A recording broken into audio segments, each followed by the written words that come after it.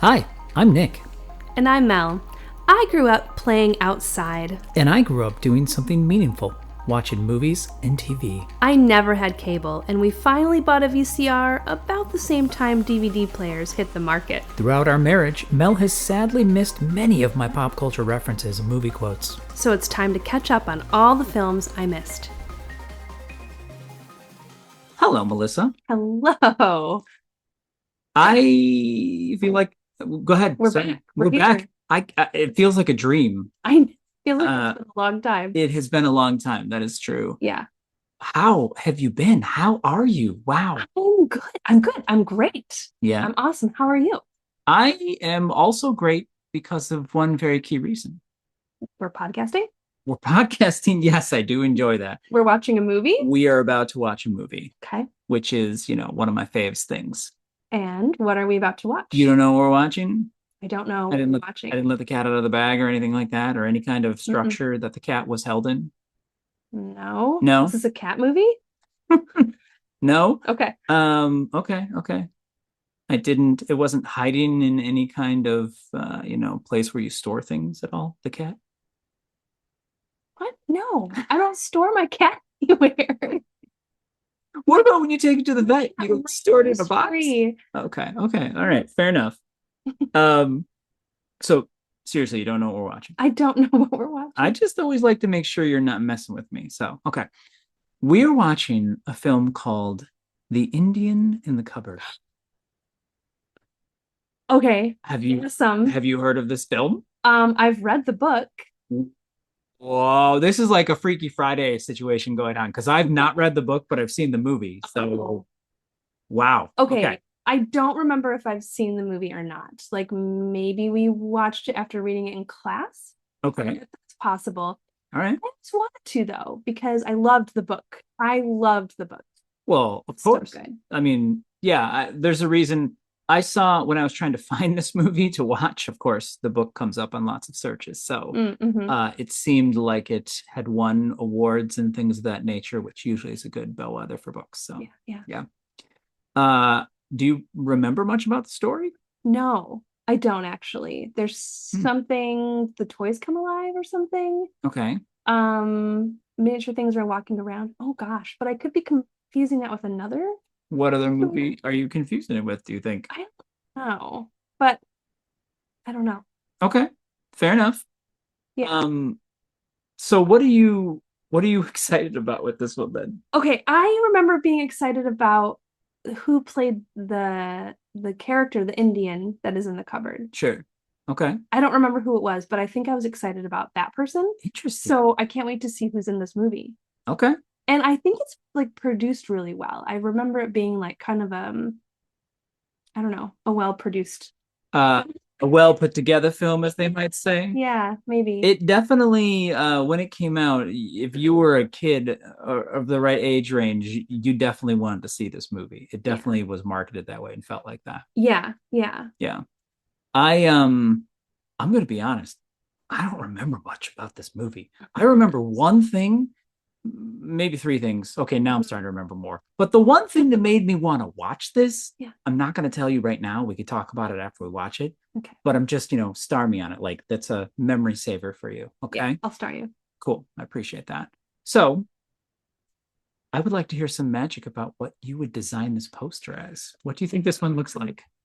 I have a vivid memory of something like a door opening and like rays of light coming through the door. Okay. And there's a keyhole in the door. Also, maybe a key in the keyhole, but it's old-fashioned. Okay. And so that's what I would do the poster as. Okay. So there's a door, rays of light, not Ray from Star Wars, like shooting out. No, not Ray Charles either. Although I love Ray Charles. Yeah. Fair. I do too. Okay. All right. And what would your tagline be? That's a good question. I'm trying to remember. It depends because if it's about toys coming to life,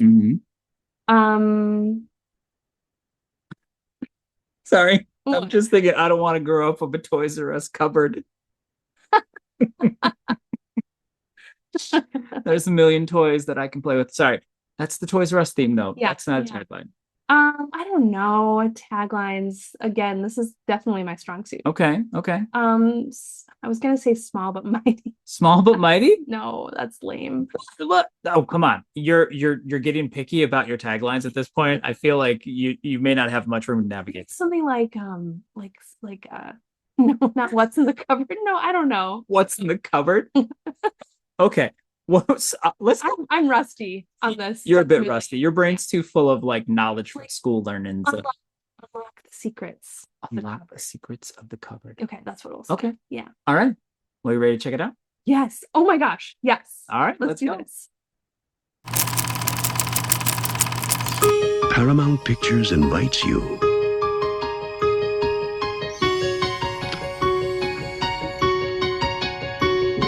to unlock the door. Giant! Me? Believe your eyes. I have a magic cupboard that has a magic key. I put a plastic Indian in the cupboard and he came alive. You are so real. Yes. Are you?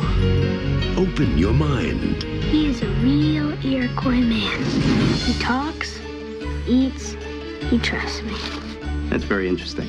Good imagination. And live the adventure. Wow, this is the plastic Indian? Not plastic anymore. No! Yes! No, it's not a game!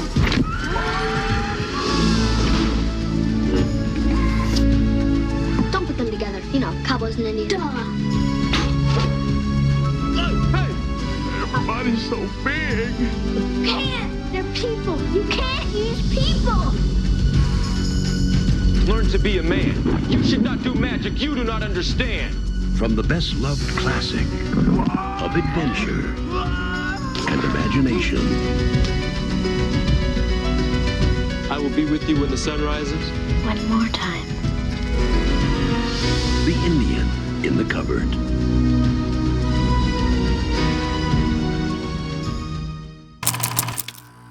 Well, I feel small after watching that. That brought back so many memories of the book. Mm-hmm. And yeah, the way the whole thing worked and seeing it as an adult was very different from reading it as a child. Really? How so? Oh my gosh. Should we like summarize it? Oh, sure, yeah. That's kind of like my big... I just get so excited. So I know.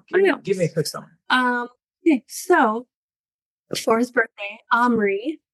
Omri. That's the name of the main character. Got his name wrong throughout almost the entire movie. I know, it took us so long to figure out what they were really saying. Yeah. Someone in our family was like, Audrey? Wait, is that a girl? And it was so confusing. Yeah. Omri. Yes, Omri. Not armory either. We're not talking about a place where weapons are stored. No, although that would be appropriate for this movie. That's true. Okay, so the main character is a boy named Omri, and for his birthday, he gets a little cupboard, like a little cool shelf thing. As you get as a 12-year-old, right? Like, that's exactly no one calls that a cupboard either. Like a cupboard hangs in your kitchen. I don't know. It would be a hutch. What would that even be called? A medicine cabinet? A portable medicine cabinet, though? Like, I don't even... Shelving with a door? Yeah. But so it has this door and it has a keyhole. With the door. That's going to catch on. Yes, it is. It's very catchy. Shelving with a door. Shelving with a door. Shelving with a door. And there's a keyhole in it. Keyhole. And so his mom happens to collect keys like I once did. And they find a key that can unlock and lock the cupboard. Mm-hmm. And like, just because it's the night before, he's like going to bed and it's late, but he wants to put something in the cupboard. So he puts a new toy in the cupboard. Of course. That his friend gave him. It's a little action figure of a Native American. Yes. And then he closes it and he locks it as you would, because you have the key. Mm-hmm. And noises happen. And does that, anything that he's put inside the cupboard comes to life in its actual size that you put it in as. Yes. So all of a sudden he has like this 1.5 inch tall man. Which is, Gulliver's Travel style. Yes. Yeah, yeah. Okay. So he kind of makes friends with this like Native American and like wants to keep him and let him live with him like a pet, basically. Yeah. And then he also, his friend kind of like sees what's happening and wants to do his own, and he does a cowboy. And so there's like tension that happens, and they have to hide it from the mom and the dad, of course. No one can know that they're keeping live people. That sounds... Well, that's the part where like watching it as an adult, you're like, oh no, that's not okay. It's not okay. No, it is not. It's way different. Yes. And at one point, like, all the fun stuff happens, like Honey, I Shrunk the Kids. Like that's the fun part where you're seeing the world through the eyes of this little man. And there's of course another brother in the house has like a rat, so that's a problem. Sure. Anyway, so like all this stuff happens, and he basically at the end has to kind of decide what to do with these characters and this power that he has. This is a huge power. Which is not a hard decision at all. Like, it's like send him home back to where he was from or not. And it's like this big struggle. Should I do that? Anyway, keep going. That's true. And that's kind of like it, right? Yeah. Okay. Little Bear, by the way. I'm gonna call Little Bear. Little Bear. That's the Native American's name, Little Bear. Yeah. Yeah. Do you know why I picked this movie? No. Why did you pick this movie? I picked this movie because for a couple of reasons. One, I did not remember barely anything about this movie. Had you seen it before? I had seen it probably when it came out. Like this movie is from 1995. So I probably saw it like one time. I was 15. Did you read the book? I did not read the book. Oh, okay. And if I were being honest with it, like if I didn't know when this was made, I would have guessed it was made in the 80s. Yes. It feels like an 80s movie to me. It does. Except for the skateboarding. That's very 90s. But I would have thought it was the 80s. And so I would have been like, I was 8 years old when I saw this, but it was actually 15. So apparently I was older. But all I remember about the movie is Darth Vader fighting a T-Rex. And our kids are so into Star Wars, I wanted them to see Darth Vader fighting a T-Rex. Like, so you picked it for that one scene because that's like 3 seconds in the movie. It's at least 5, Melissa. Okay. It's at least 5 seconds. Okay, so worth it. Yeah, worth it. And I forgot that RoboCop was in there too, which makes it that much cooler. Do you even know who RoboCop is? No, I've heard of him. Have you seen RoboCop? No, I have not. All right, I'll add that to the list. Okay. Yeah, so Frank Oz is the director, and that's how he got the permission. Yes. To do Darth Vader, to have Darth Vader in there. He knows the guy. Yeah. He trained Darth Vader, so there you go. Yeah. Frank Oz is Yoda, the voice of Yoda and puppeteer of Yoda, for those who don't know. Of course. Also, like, prolific Muppeteer. Also the voice of Miss Piggy, if I recall correctly. Miss Piggy and dozens of other Muppets. Is he still alive? I don't want to look it up because I don't want to know. I'm pretty sure he is, though. So I'm going to live dangerously, and I'm going to look it up right now. How old is he? He is still alive. Yes. We love you, Frank Oz. He was born in 1944, so he's getting up there. Yeah. Oh, cool. So I read a little bit about like some trivia about this movie, and so he directed it, but it didn't do well in the box office. It did not. And so I don't think he ever directed another children's film. Oh, you know what? Yeah. The part that upsets me about that is when we were watching this movie, like, I just looked up how much it made, how much it cost, and it had a budget of $45 million, and it grossed $35.6 million. So it lost. Okay, but guess what else came out in 1995? Can you remember another children's movie that came out that year? Jurassic Park? No, I want to like. 4. I want to. I'm looking at it right now. Sure. I want to like. Can you check this to see if it's true? Sure. Toy Story. Toy Story? You want to know when that came out? Yeah, That was also 1995. I mean, Toy Story was 1995, correct? So they came out in the same year, which is crazy because this movie, you said it so well. It feels like an 80s movie. Yeah. I don't know why. The clothing, the scenery. You know, and the effects are really good. That's what I was going to say. And when I saw that it cost $45 million to make, you could tell because the effects, as I was watching it, thinking it was an 80s movie, not a 90s movie. I don't know if you looked at me, but my mind was blown from the shots in this. Yeah, we were saying it. Yeah. I couldn't get over it. The scene where Omri has Little Bear in his hands. Yes. And he's looking at him. It looks real. It does not look like green screen. It looks better than Star Wars looked in like the Phantom Menace and all that type of stuff. But the CGI thing is it looks so good. So all those shots look fantastic. And all the scenes where little Bear goes into the backyard.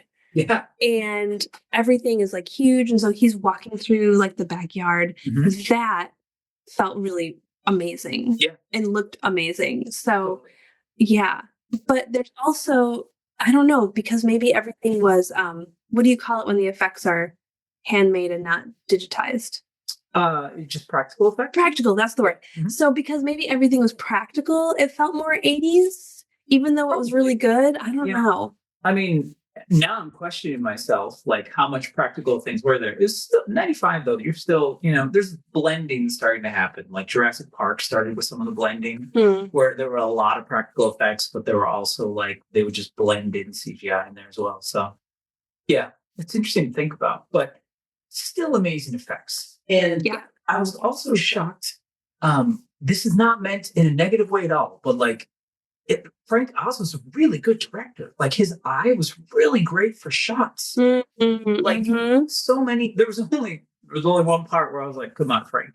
I think there was the scene. Oh, it was so drawn out. Yes. What was that? It was a suspense scene. Was it when someone was dying? No, it was when the teacher caught them with the toys in the fanny pack in the hallway. Against all sense and reason and Omri's better judgment, his friend convinces him to bring the Little Bear and the cowboy into school. And of course he has it in a fanny pack and he's walking so slowly because he doesn't want to disturb the men in his fanny pack. So slow. Mm-hmm. And then the teacher comes up, he's like, "Let me see what's in your fanny pack," which was a normal thing to say. Because they were fighting over it. So the teacher was like, "Okay, what's going on?"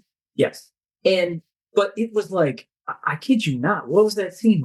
20 seconds of air? It was it could have been about 3 seconds and it would have gotten the point across. Yeah, just cut it in half. Yeah, definitely. But everything else was really great. Yeah. There was one shot with, I think when Omri was getting out of the bed and walking over to the cupboard for the first time. So you kind of follow his feet getting out of bed and then it kind of pans up. And even in the moment, I was thinking, wow, this is really good. And there were a lot of great establishing shots where it had dioramas and then you would see in the distance and then the character would come in again, the composition is fantastic. Yeah. Watch it just for that and fast forward past the teacher part. Or else that'll drive me crazy too. But it was phenomenal. It made me sad when you said he only directed one kids movie because I kind of wanted to see some more based on this one. Mm-hmm. Still time, Frank. You could still do it. Yes. Still do it. Maniac McGee. Oh my goodness. That would be a good movie. What is with you with Maniac McGee? It's so good. Oh. Okay, moving on. Yeah. Well, Google Maniac McGee because I don't know much about it. And read it. And you read it apparently too. Yes.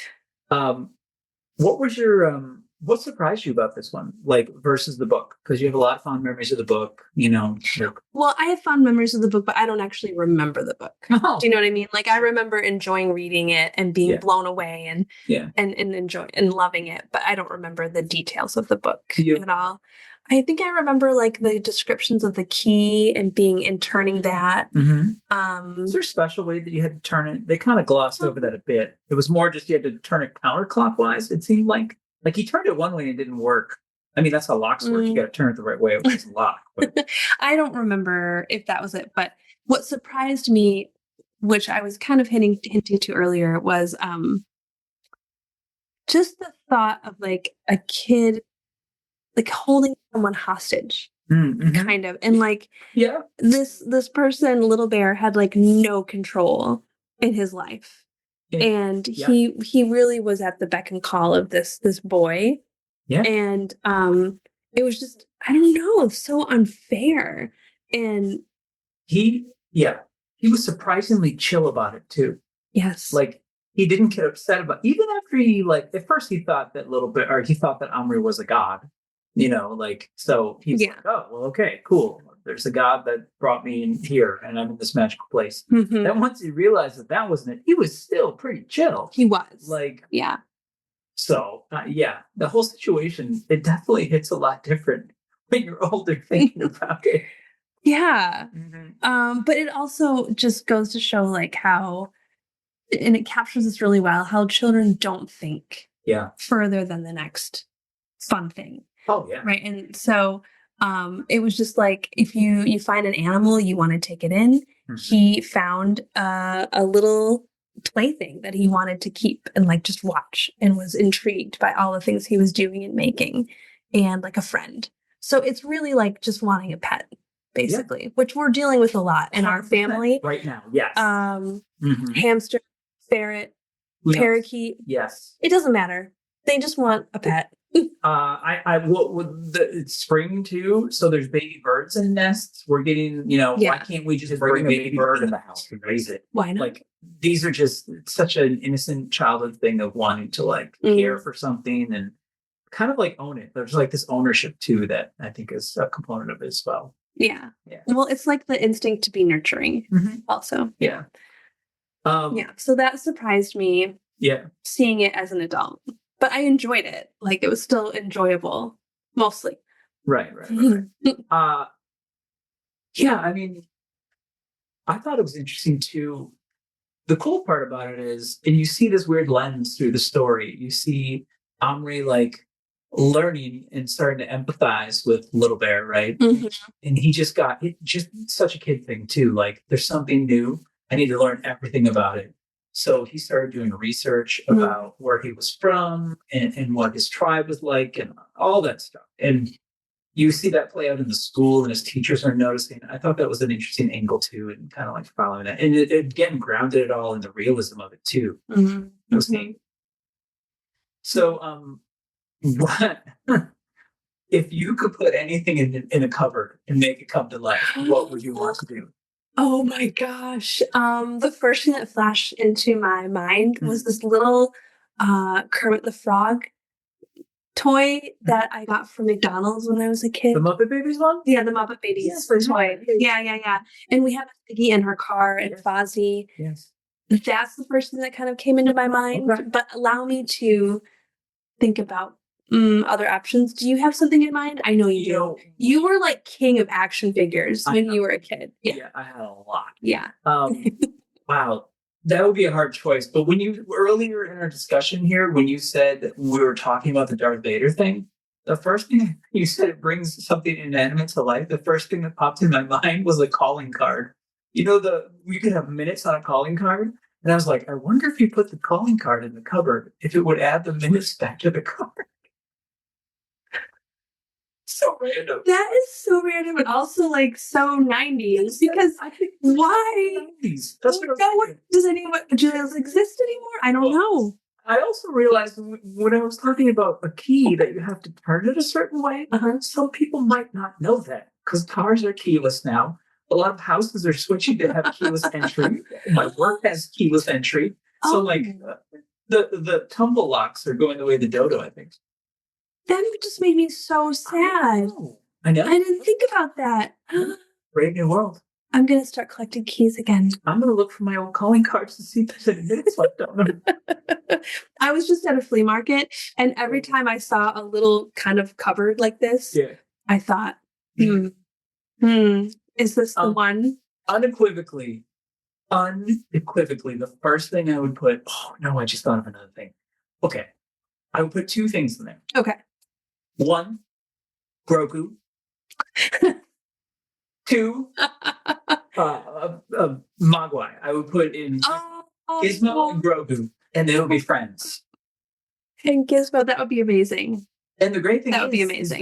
They're just small enough that they would fit in the cupboard, but they would be like scrunched in there. But it would be almost life size for them, like the size they actually are. So it wouldn't be like they were super tiny. It would be like their actual size. That would be really cool. That'd be amazing. Yeah. And then our children would fight over who gets to keep them as a pet. Absolutely, yeah. That's what I would do. Would you let them sleep with the kids, or do they have to sleep in the hallway? Like our cats. Grogu's gonna sleep in. He's gonna like be cuddled. They're gonna cuddle with me. What are you talking about? Okay, they're totally gonna cuddle. We'll create little beds next to our bed. What about Benjamin Franklin? Oh my goodness! Because we have this little stuffed Benjamin Franklin toy. We got it at a thrift store, I think. It's for insurance, which it was like a company exists anymore. Like a promo little thing for Franklin Insurance, whoever that is. Yeah, that would be a great choice. That would be amazing. And if it were in our house too, like literally, we're sitting surrounded by like models that our children have made of various things with modeling clay. Like there would be. I think there's a movie in this for us, and it's like a mix of Fantasia when Mickey Mouse has the brooms with the water toys. Like our kids would just keep funneling stuff into it, and our house would be like flooded with things that were alive that we would have to bit of a nightmare figure out how to deal with. Yeah. Okay. Out of everything we just mentioned, all of them would be cruel to bring to life and just like keep as our own. I mean. He's gonna grow. He needs a life. Like it'd be like if we did that for Grogu, it would be like having another child. No, he's fine. He's fine. I mean, he's well. First off, he's gonna grow into an adult. It's gonna be like our great grandchildren will have it. He's like having a turtle or a carrot. You pass them between generations. So just saying. I agree with you on Gizmo, though. Gizmo, that would be hard because he's just way too dangerous. You just should know better. Yeah. Okay. Well, we would have a serious talk about Grogu. Okay. I'm willing to agree to have a talk about it. How about that? Okay. What do you think? Thinking about it now, like, what do you think the most '90s part of this movie was? The freedom that the kids have. Oh. Versus the 80s, I should say. 80s versus 90s. Like. Okay. So let me retract that answer. Sure. I said the freedom, but I was really thinking of just the time when the kid goes to the store to pick up something for his dad on his own. Right. And then he wants to do it by himself. And they're like, okay, you can. Mm-hmm. But then he gets picked on and it turns into a thing. Yeah. And besides that, he doesn't have a lot of freedom, actually, because mom picks him up from school, walks him to school. So they live in New York, but he's pretty much chaperoned wherever he goes. Mm-hmm. But most 90s thing. Go ahead. You next. I don't know. Do you have something specific in mind? I'm thinking about this. I watched the whole thing and still thought it was an 80s movie. And so now that I'm thinking back, I'm like, what were the telltale signs of it being a 90s movie? Because I mean, there was one scene where it was like the kids are watching like a rock MTV show. And I'm like, oh, well, that was very 80s. And then there was another part where they're skateboarding. I'm like, well, that could be late 80s. When I think about that, I think the fanny pack was the main fanny pack, and you could start to see the kids starting to shift into like neon colors a bit. Yeah. Like the bright colors. Yeah. You didn't get as much in the 80s. So I'm going to go with fanny pack. I don't remember there being a lot of fanny packs in the 80s. I remember that as being like a 90s thing, but. Sure. I'll go with that. Okay. Let's go with that. What was your favorite part of the movie? Like, did we talk about that already? Or did you... Well, we haven't talked about favorite parts, but sure. I don't know. I mean, I like the magic of it. Mm-hmm. I like the scenes where you're kind of in the small world. Mm-hmm. You're shrunk down with the character Little Bear. Yeah. And I really like the things that Little Bear builds and does. Oh, yeah. Yeah. Yeah. He builds like a I don't know what it's called. His hut. He builds like a to live in, like a structure. Yeah. And like he has fire, and he goes hunting one time. So all of those things are really cool. Yeah, Omri gets him a deer, and then he like brings the deer to life so he can hunt it. Yeah. Tiny deer. And I like Little Bear's kind of understanding of the world as he gets to know the boy. He doesn't sugarcoat anything. Like, he says exactly what he's thinking, and he calls Omri out. So I like his like honest, forthright take on his situation. Yeah. What about you? Yeah. I mean, obviously the Darth Vader 5 seconds that will live in me is my favorite scene. But I really liked the cowboy. Like, I enjoyed the oh my goodness, the cowboy was such a caricature of a cowboy. He's like the big Texan guy, but like he's a softie, and he cries over everything, which is just kind of silly. I enjoyed that, even though it was kind of silly. And they become fast friends, which is great. Yeah. Yeah, totally.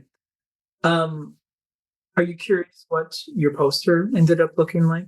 I am. Look at the poster. Yeah. Wait, there was one more character in the movie that I really liked. Oh yeah, go ahead. The medic. I almost said that. Yeah. I was thinking about it. Yes. And his name is Tommy in the movie, but do you know he's played by a British actor. Which, Wait, I have his name. I'm trying to remember what I've seen. I've seen him in other things. You've seen him in so much. So many things. Yeah. What have I seen him in? Tell me. Okay. Well, the craziest, weirdest, like connection to this movie is, do you remember Night at the Museum? Yes. Do you remember the miniature guys who get brought to life? Oh, he's the Roman. He's the Roman. That's awesome. Isn't that cool? That's great. Great. What is his name? Okay, his name. As soon as I say it, you're gonna be like, "Oh, that guy, Steve Coogan." Okay. He's one of those people where his name doesn't trigger me, but I've literally seen his face. Like, I've seen him in so many things. Yes, he's been in so many things. What We Do in the Shadows. Oh, and he's in there's a new movie coming out, The Penguin Lessons. It's about an ESL teacher. That's him. Right. Yeah. So we've seen him recently and like previews. Yeah. So anyway, I just thought that was really funny that he has played two miniature toys to life. Not many actors can claim that. That they have done multiple miniature toy movies. So good for you, British guy. His name is Steve. So yeah, it's not very British. That's what can you say? Wow, thank you. The dad was one of those actors too, where I've seen the dad in so many films too. Richard Jenkins. I couldn't tell you what it was, but I'm gonna glance right now, and it's gonna be movies that I've seen before. So yeah. Anyway, I just remembered my other favorite part. Oh, do it. One of the older brothers, he has like a room upstairs in the attic, and he keeps asking for a skylight. Yeah. And he put like on paper and like on his ceiling, like a note to his dad that said like, "Put skylight here, please." And then later he did get a skylight in the movie. I love that. That was a cool grounding in the family life touch, I think. Yeah. I also love when they take very like common things and make them into monsters. Like having one of the older brothers have a rat. That was awesome. There's a jump scare that got me at the end with the rat jumping out of the floor. That I was like, ooh, I gasped out loud. Like that was intense. I also love how the brothers like held each other's things hostage. Like Omri held the ball that the rat could go around in. He hid it. So then the brother took what did you call it? The furniture? Shelf with door. The shelf with the door. Yeah. He took the shelf with the door and like completely hid it someplace else. Yeah. So I just love that. Yeah, like that's so realistic. Yeah. I could definitely see brothers doing that. Okay. Are you ready? I'm ready. Okay, I'm gonna look. If you recall, your description was a door with rays of light shooting out and a key in the keyhole. Okay, should I look at the AI poster first? Look at the AI poster first. Okay. Check that out. Ooh, yes. It's pretty cool, right? That's cool. I mean, it's got a huge, beautiful key, so... Which is weird because, like, why would there be a key right in front of the keyhole? That doesn't make sense, but that's fine. AI is funny like that. Okay. And your catchphrase was unlock the secrets of the... You said cupboard. Do you want to amend it so it's the I keep forgetting what you said. I don't know. The furniture with the door? No. No. We can keep covered. No? Okay. All right. Okay. Now check out the real one. It's so different. It is very different. It's very, very different. Is there a tagline? Yeah. Adventure comes to life. That's a good one. Yeah, they good job. Those things. Yeah, they do a good job. I don't get paid for that, obviously. We do not. I'll give you $1. It has to be so difficult to be a casting director when there's a child that needs to be cast in the film. How so? A child actor has like a heavy burden of like being emotional, but also like cute, and like they have to fit this like certain, there's like a magic about it. Mm-hmm. And yeah, that's all I'm gonna say. Okay. It's gotta be hard. Do you think they cast well? Do you think the parts cast well? I think that this. Wait, I found a quote that actually talks about it. I think. Oh, okay. Where was it? Sorry. It talks about child actors or Omri, like the actor who played him, or. Okay. This is from the New York Times. Okay. Janet Maslin praised Scardino, who is a boy actor, his acting, but felt the impact of his role was lessened by the film's use of close-ups. Because it just kept like showing his face. Yeah. And she also thought that the mom, who never says much more than "boys, time for bed," was kind of wasted. Like her talent should have been used more. Interesting thought. That's fair. Yeah. You are getting all fancy. Girl goes to grad school, you're a professor, and now you're like talking about the New York Times references. It's crazy. What is happening right now? It's just metamorphosis. Movie good, make happy. Movie was good. Movie made happy. Yeah. But I would agree. Like yes, I thought you were going to say when you were talking about casting directors, it's like a roll of the dice when you're casting for the age that Omri is, because he's like right on the cusp of when he could have a crazy girl spurt. Like you could hit like weird, like awkward phases where parts of you grow and other parts don't, like kids grow like crazy at certain ages. So I thought you were going to go like with that vein of like, you could hire a kid and he looks this way. And then by the time the shooting starts, he looked completely different or very different. So I thought you were going to go that route, but I was surprised. I guess what I'm trying to say is like, it's so difficult to have a kid who is a good actor, but also retains the childlikeness. Oh, sure.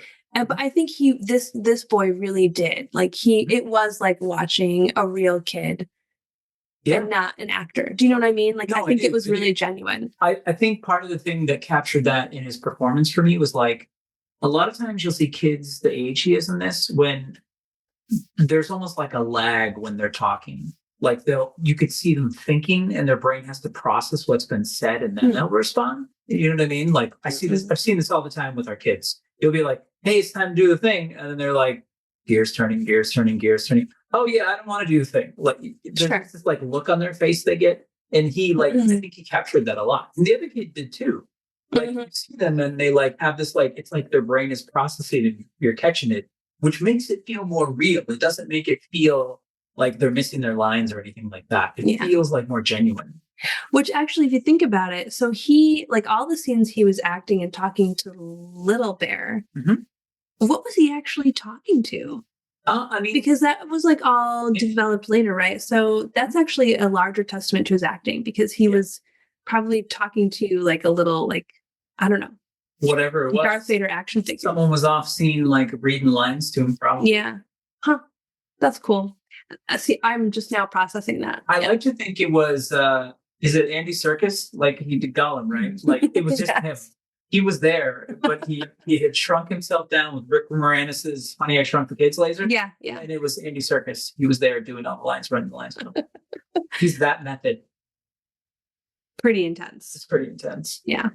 So what, if any, messages do you think were in this film, Melissa?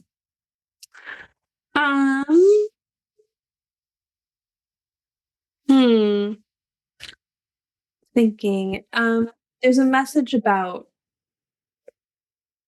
having too much power, maybe, or great furniture comes great responsibility. Yes.